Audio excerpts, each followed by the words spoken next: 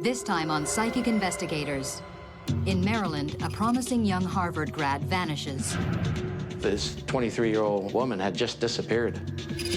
Everyone fears the worst. We have a pillowcase that came from our house, stained in blood. And right away, you know that something bad has happened here. Then a psychic's cryptic visions open the door. The person that I envisioned absolutely hated Laura. To a world of insanity and terror. It is the strangest, most bizarre case that I have ever worked on.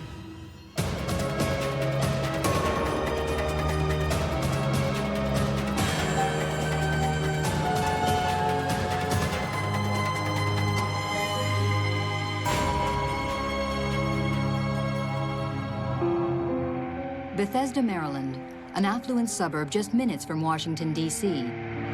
Home to movers and shakers, professionals and politicians. Home to 23-year-old Harvard graduate Laura Huddling, who's just moved back in with her mother and landed a job at a PR firm. But on the morning of October 19th, 1992, Laura doesn't show up at work. Her co-workers call. No reply. One of them is a good friend. Concerned, she phones Laura's brother. Laura was extremely responsible, and she was very considerate, so she would have called, and I was quite sure of that. I knew something was strange. Warren Houghteling, a teacher, heads over to his mother's house to check. His sister isn't home. By nightfall, there's still no sign of Laura. Increasingly worried, he calls the police. Sergeant Rich Fallon was on duty that night.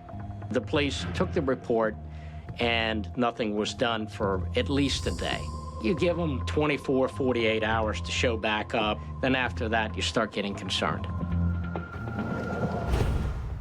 Their mother, Penny Houghteling, is away at a conference.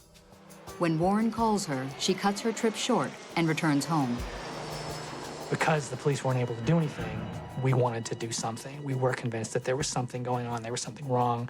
And so a lot of Laura's friends got real active. They put together a poster. It was very important to us to try to get, information out there so we could find something out. Laura Houghling's disappearance is big news in Bethesda. In the upper crust homes, a crime or a missing person is rare, especially in a family like the Houghtling, where you have a daughter who went to Harvard, the mother is a psychotherapist. Crimes like that just don't happen in those kind of families. Adrian Havel writes about the story. Laura was virtually the all-American girl. She had everything going for her. She was very accomplished, a fantastic student. She was 6 feet tall, very long-limbed, and she had a really sweet smile. After 2 days, there's still no word from Laura. The police launch a full-scale investigation, starting at her home. There was nothing suspicious, nothing unusual, nothing disturbed in the house. Didn't appear to be any break-in. The police canvass the neighborhood. Curiously, a neighbor's nanny tells them she saw the tall, slim blonde leaving for work at 8 a.m. She said every day, Laura comes out of the house and waves to the children and her. And this day before, Laura had walked out of the house. She was wearing a trench coat and slacks, and nothing seemed unusual except for the fact that she didn't wave. If Laura left home at 8 that morning, where is she now? It really was baffling because this 23-year-old woman had just disappeared. Harry Gearing handled the press for the Montgomery County Police. You have to keep your mind wide open to any possibility. Did she have a boyfriend? Did she have some reason to run away? Was she running away from something? So you have to ask some difficult questions. It was very, very uncomfortable to not know what was going on. Part of you says, don't make things up. All we know right now is we don't know where she is. That doesn't necessarily mean anything. But I didn't have any kind of explanation, and so that was frightening. Police interview friends and family. They search local fields and woods. Then, 4 days after Laura's disappearance, a discovery that throws the investigation in a whole new direction. Half a mile from Laura's house, cadaver dogs uncover a bloody pillowcase. The blood-stained pillowcase was not just your average kind. This was a high-dollar pillowcase. The normal person wouldn't have this in their house. The police match the pillowcase to the linens at the Houghteling home and send it to forensics. This is still a missing person case, officially, because you still don't have concrete evidence to suggest that there's been a murder. But when you have bloody evidence, it really is very strongly suggesting foul play.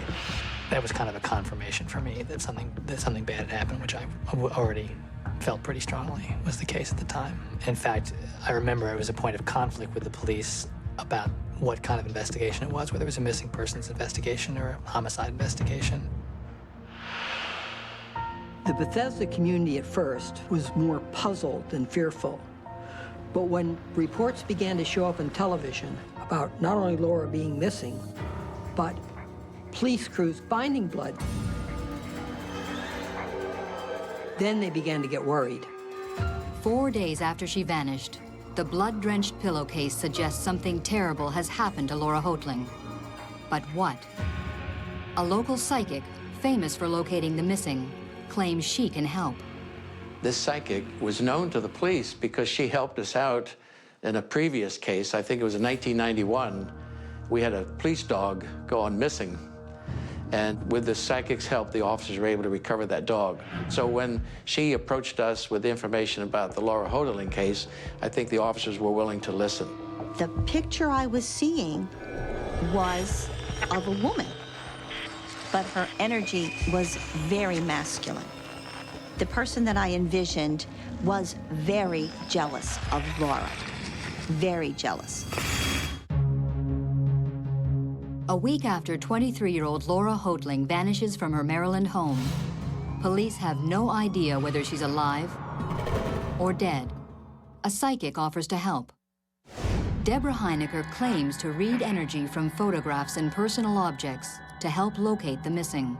I call it tuning in, and I basically remove everything from my mind, make my mind a blank slate, and then I focus on whatever it is. A police officer agrees to meet with a psychic to discuss the case.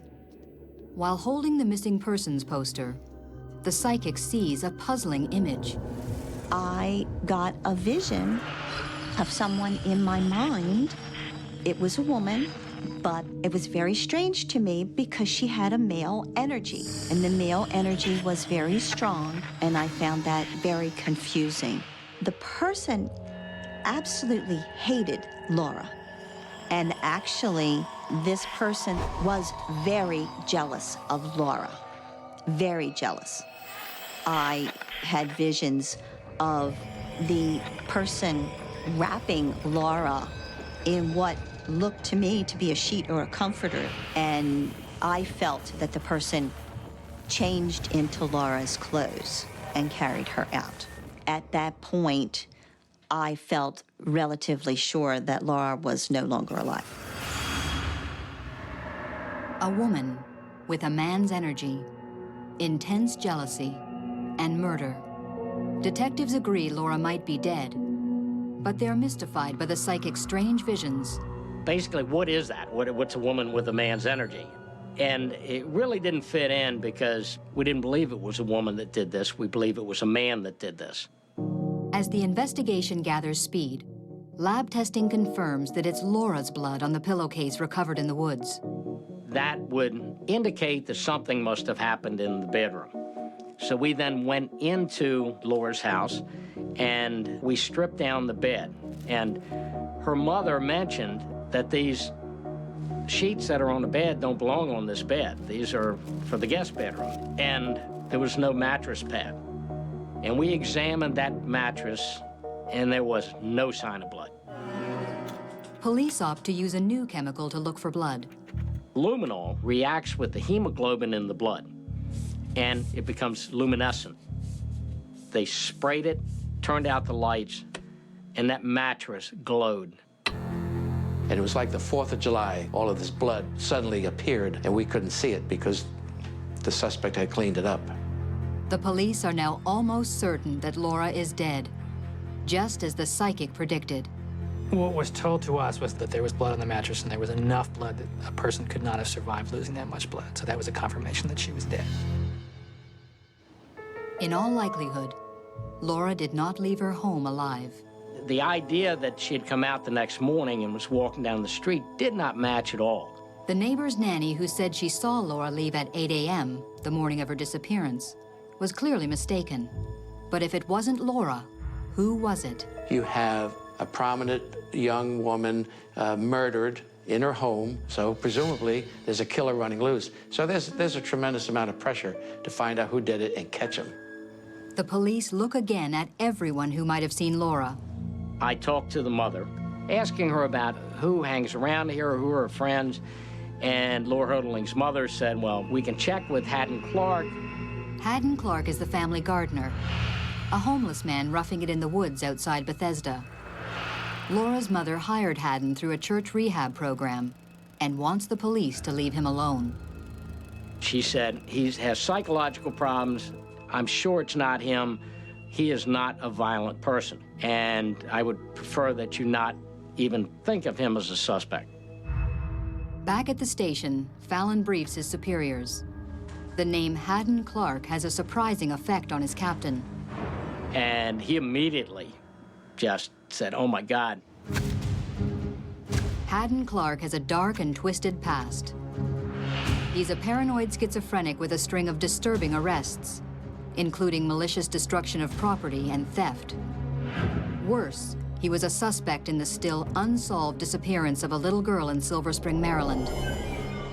We brought in and talked to detectives that had interviewed him years before, and they told us, hey, look, you know, this guy is strange. I mean, he is odd, and he's very capable of doing this.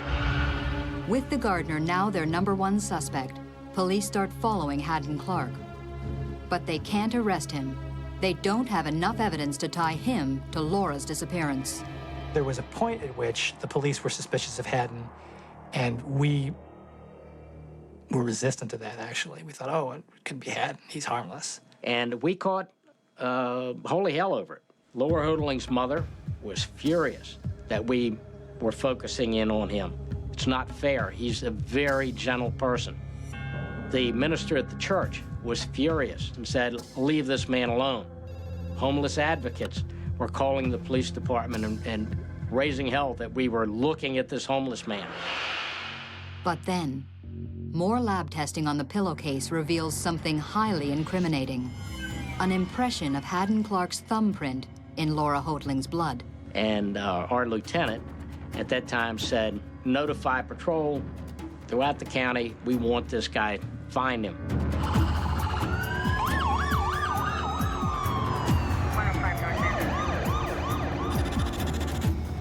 With this new evidence, the police arrest the gardener on suspicion of murdering the Ivy League grad.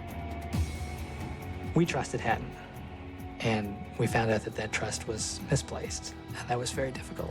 But the question remains, where is Laura? 23-year-old Harvard grad Laura Huddling is set for a Washington law career when she disappears under suspicious circumstances. The family gardener, Haddon Clark, has been charged with her murder, but says nothing. We have a bloody fingerprint and no body, and it's basically a circumstantial case. So there's people saying, you don't have enough to get a conviction, we need to release him. At the bond hearing, prosecutors argue to keep Haddon Clark behind bars while they gather more evidence. For me, what was wrong was that I didn't know what had happened to her, and arresting him didn't answer the question. There was what people thought had happened, but we didn't know where she was. The police ramp up their search. Montgomery County homicide detectives have drained ponds. They have dug into the earth. They have listened to psychics. They have done so, of course, to find Laura Houghtling's body. But nothing. Months go by. Haddon Clark's in custody, but still not talking. To me, it was a paralyzing experience. I felt very helpless. I knew the police were doing what they could do, and you were just kind of waiting. We knew in our hearts that Haddon Clark had murdered Laura. Proving it was going to be hard. We traveled up to Block Island, we went to Rhode Island, we went all over the place, anywhere he had been. And we were having a very, very hard time getting the evidence that we needed to close this case. And it was very difficult. Police are at a dead end. But psychic Deborah Heinecker thinks she knows exactly where Laura is buried. I felt it was relatively close to the campsite, and she was in a shallow grave in mucky, sort of peaty soil. Her nose was partially exposed, and maybe parts of her cheek and maybe a little of her forehead. But the police aren't buying it. They've already searched around Haddon Clark's makeshift campsite repeatedly. You're always going to have skeptics in the police. We're skeptical by nature, and the Montgomery County Police had searched that area over and over again, and they didn't believe that the body was there. But Deborah insisted to the police that they keep looking. On June 13, 1993, 8 months after Laura vanished, a startling turn of events. Right the day before trial, the scientist has to review all of her findings. She looked at the hairbrush that had belonged to Laura Huddling and saw something odd and took off a strand of what she thought was hair that just didn't look quite like the others, and examined it, and it was a hair or fiber, as you might say, off a wig. This lone fiber may be the final piece of the puzzle. An earlier search turned up a bizarre storage locker rented by Haddon Clark. We went in, and it was stacked with plastic containers. There were high heels, there was ladies' underwear, ladies' dresses, there were wigs. Just the place was full of female clothing. Then we realized that Haddon was a cross-dresser. Deborah Heinecker's vision begins to make sense. I had the light bulb moment and said, oh, yes, that's what I had to have been feeling when I envisioned this person, but with a male energy. The crime lab makes a positive match. Faced with the damning evidence that puts him at the murder scene, Haddon Clark confesses. In a dramatic twist, the next day the gardener agrees to lead police to Laura's body in exchange for a plea bargain. He takes them to the wooded area surrounding his camp near Bethesda. There, they make a grim discovery. Buried in a shallow grave, they find the remains of Laura Huddling. It had been several months. The rains had washed up part of her body so that part of her body was now exposed and out of the ground. It's just as the psychic had insisted all along.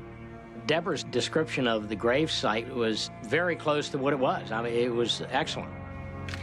Some of the police officers were surprised when Laura's body was found in that location, because we thought we did a thorough search.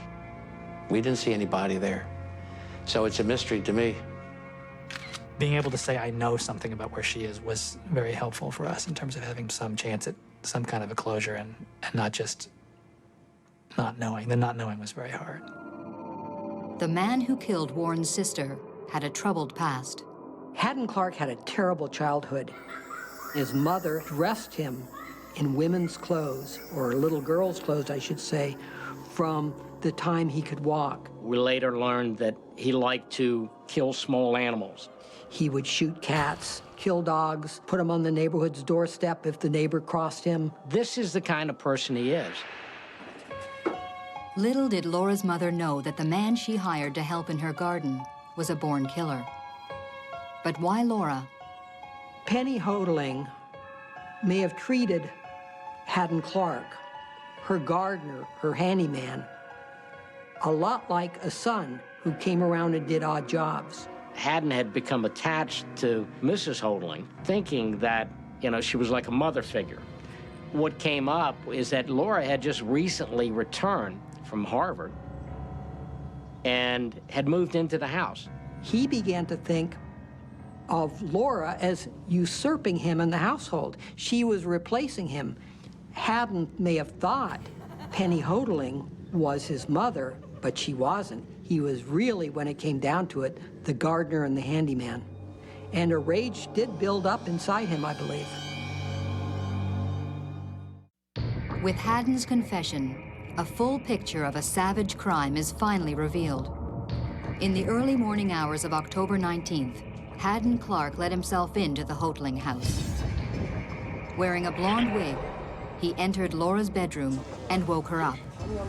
She must have been in total terror when she saw him there, especially since he was wearing a wig. Clark then bound her limbs with duct tape and suffocated her on the bed. He slashed her throat, rolled her up in the bloody bed sheets, and then stashed her body in his truck. Then he came back to the house, cleaned up, replaced the sheets, made it look as normal as he could. Haddon Clark then climbed into the bed, his transformation complete.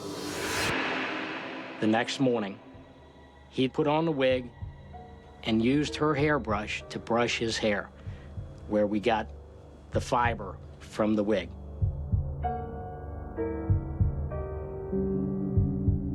At 8 a.m., he left the house with Laura's briefcase, dressed as a woman and wearing a wig. That's who the neighbor's nanny saw leaving.